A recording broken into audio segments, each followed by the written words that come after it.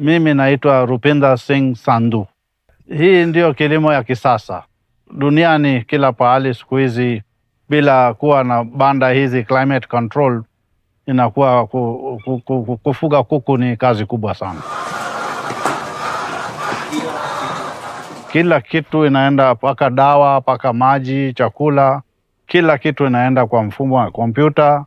Na hiyo kompyuta, kama una internet, unaweza kuwa popote duniani, unaweza kui-access na kui-adjust vile unataka. Paka dawa wanayopata, yani inakupa data zote.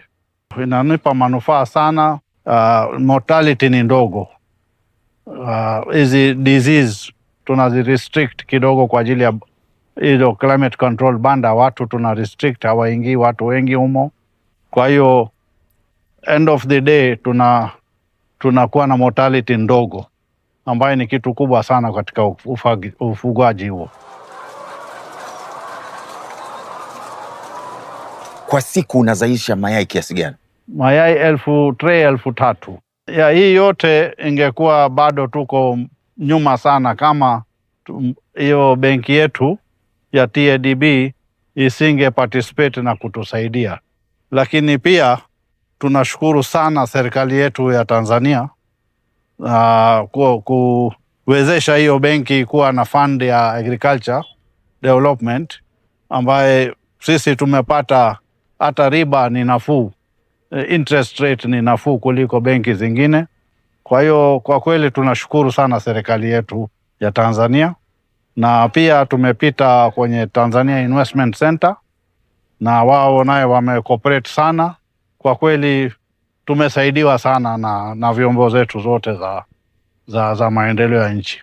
Soko yangu iko hapa mkoa ya Kigoma na pia mkoa wa Katavi, na ninapeleka mayai paka Geita, Katoro, Kasulu. Tunataka hata wananchi wenzetu waweze kufaidi kwa kupata knowledge.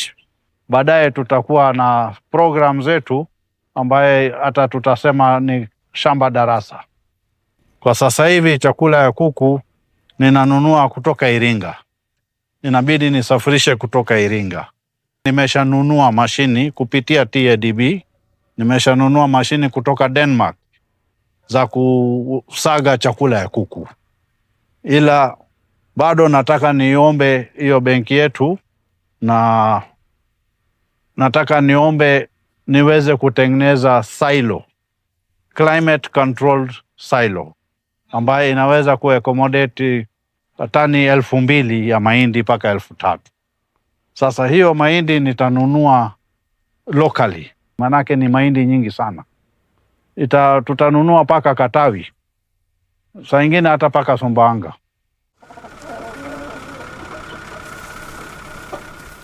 Kwa kweli sisi tunashukuru sana serikali yetu. Already it is doing wonders. Hii stage tuliofikia, bila serikali yetu kuiwezesha TADB tusingefika hapo. Manake hizi commercial rates za interest ni ghali sana.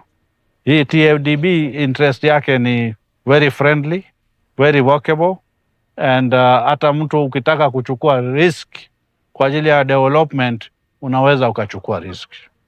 Na usisahau kwamba uchumi ya nchi yetu, we are agroeconomy.